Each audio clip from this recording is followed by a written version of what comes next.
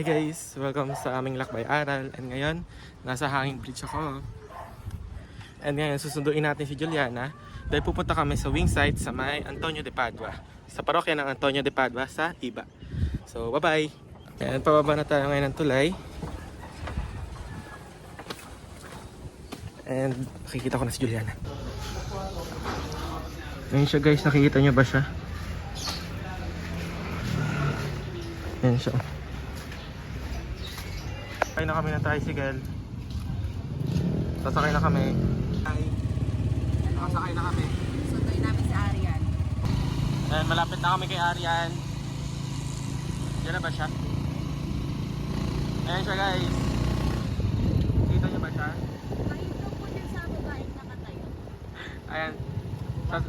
Sasakay po yan. Sasakay po. Hi ka! Ayan guys, nakababa na kami. Thank you po. Ay, sukli daw. Sukli. Hindi 50 binabayad. Ay, sukli daw. Kala ko sukli. Hindi po sa amin yan. Kala ko sukli. So ayan guys, nandito na kami sa may parokya. Noong unang panahon ng ating parokya, ang simbahan ay isang simpleng istrukturang may bubong na pawid sa gitna ng tuluhan. Isang matandang lalaki ang humuli ng pawid sa marulong dahil wala raw bubong ang kanyang tahan. Dahil sa awa, siya ay pinagbigyan at ipinadala ang mga pawid sa simbahan.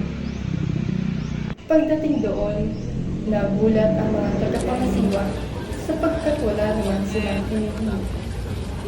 Nang makita ang imahe ni San Antonio de Padua, napagtanto nila na ang matandang lalaki ay ang kanilang patron na sa mahiwagang paraan ay tumulong upang magkaroon ng bubong ang simbahan. Ang kwentong ito ay patunay ng patuloy na pagkabay at pagkalinga ng ating patron sa parokya. Samji, ano, tara? Kain, ano, tara?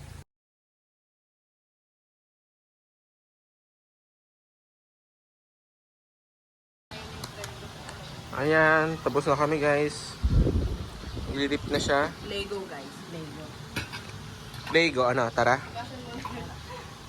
Ayan, wala kami leftover. Ayan. Kuha ko tubig. Ayan, tingnan natin kung matutumba ba siya. Go na! Sige! Ano? Hello, buntis pala siya. Hello!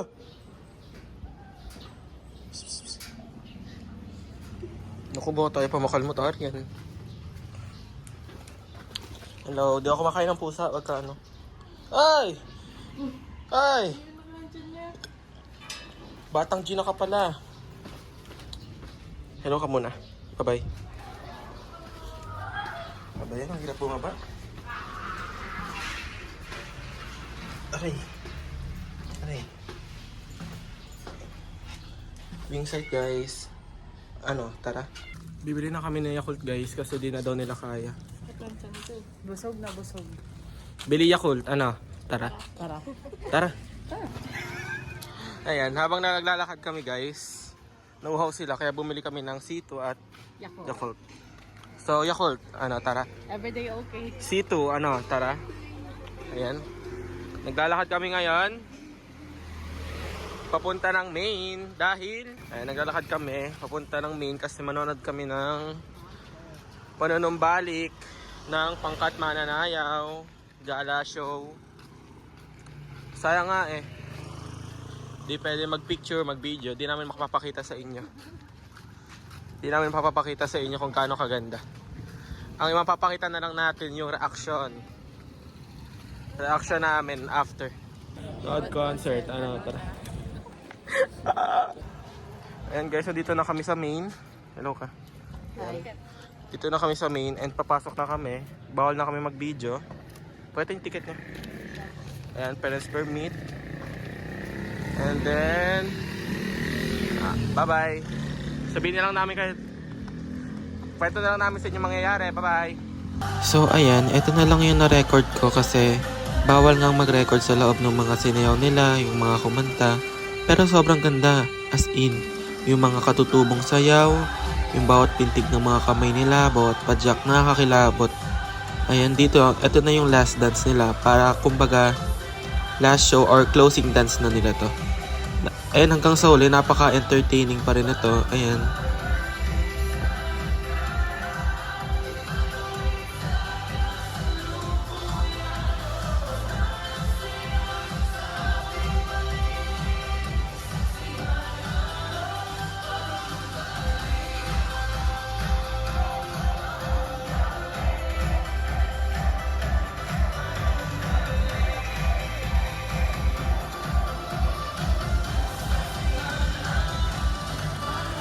So yan guys, pauwi na kami.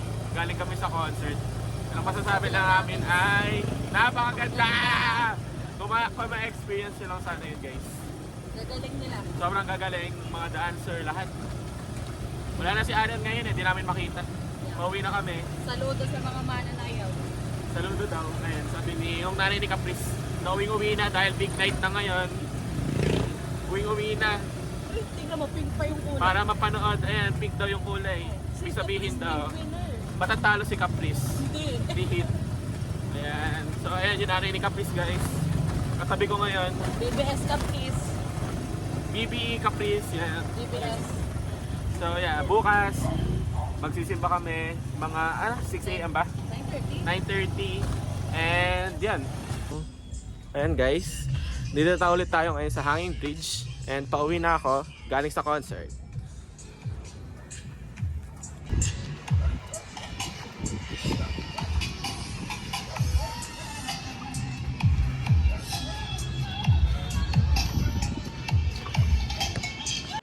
Dahil hindi kami natuloy na magsimba sa parokya ni San Antonio de Padua, sa Baclaran ng Bulacan na lang kami nagsimba, sa parokya ng ina ng laging saklolo. Guys, welcome sa aming Lakbay Aral. And ngayon, pupunta tayo sa parokya ng ina ng laging saklolo. And magsisimba kami doon ni Juliana. And sasabihin namin sa inyo yung mga tungkol sa simbahan na yan. And bye-bye. Dito ka ngayon sa aming bridge. Guys, pasakay na kami ng tricycle papuntang parokya. And nandito tayo ngayon sa may Abulalas Elementary School. Diyan kami nag-elementary. Yan. Ayan siya. Naka yung masakyan. Walang tricycle, guys. Nakasakay na kami. Papunta na kami parokya. Bye-bye. Dito, nakasakay na kami ng tricycle ni Juliana papunta sa parokya ni Ina. At dito, nadaanan namin ang chapel ng Mahal na Birhen ng Lourdes. Kitang-kita pa nga yung mga banderitas.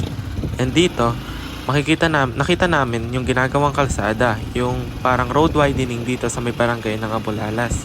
Ayan, may mga batong malalaki at may bako. Dito naman, ang ganda ng araw. Paglubog ng araw, kitang-kita mo yung mga ulap at yung araw. Malapit na kami dito sa may hangga. Ayan, andito na tayo ngayon sa may hangga. Andito yung Hangga Elementary School. Diyan ako dati lumalaban kapag merong mga math competition. Yan, dyan. Ayan, Hangga Elementary School. And dito, palabas na, makikita natin yung yung San Pedro National High School. Ang laki ng paaralan na yan guys, no? Ayan. Paliko tayo ng kanan para pumunta sa parokya.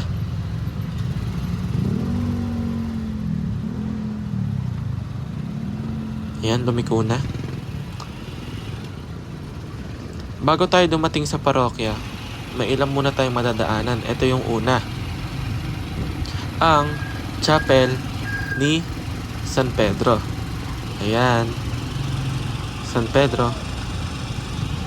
Pangalawa ay ito, yung school na to. Yung Mother of Perpetual Help School. Ayan, private school siya. And lastly, bago dumating ng parokya, may makikita natin yung Cherubim of Heaven na sementeryo. At nakarating na rin kami sa aming destinasyon. ang parokya ng Ina ng Laging Saklolo. Ang Ina ng Laging Saklolo ay isang titulo ni Birheng Maria na nangangahulugang ang Ina na laging handang tumulong sa mga pangangailangan. Maraming deboto ang lumalapit sa kanya sa pamamagitan ng panalangin upang humingi ng gabay, lakas at pag-asa sa gitna ng mga pagsubok sa buhay. Itinuturing siya ng mga mananampalataya bilang mapagmahal na ina na patuloy na nag-aakbay sa mga tao patungo sa Diyos. Dito, tapos na yung misa and humingi kami ng blessings or nagpapasbas kami sa holy water kay Father Willie and ayan, palabas na kami ng simbahan. Dito, pauwi na kami and naglalakad kami pupunta sa may San Pedro National High School dahil doon kami sasakay pauwi ng Abulalas. And ayan, nadaanan ulit namin yung Cherubim of Heaven and yung Mother of Perpetual Help School na private school siya. At syempre, madadaanan ulit namin ang chapel ni San Pedro. Alam niyo ba guys na ang parokya ng Ina ng Laging Saklolo ay sumasakop sa 4 na barangay sa Hagonoy. Ito ay ang Abulalas o ang SPPC ng Lourdes. Pangalawa ay ang SPPC ng San Isidro. Pangatlo ay ang SPPC ng San Pedro. At panghuli ang SPPC ng San Pablo. Bago kami umuwi, bumili muna kami ng mga kukutin. Ako, bumili ako ng mani at si Juliana, bumili siya ng burger. At yan na nagtatapos ang aming lakbay ngayong araw. Guys, bye-bye. Nakabili na to. Bye-bye. Thank you. Bye-bye. Bye-bye. Thank you. Bye-bye. Thank you. Bye-bye. Thank you. Bye-bye. Thank you. Bye-bye. Thank you. Bye-bye.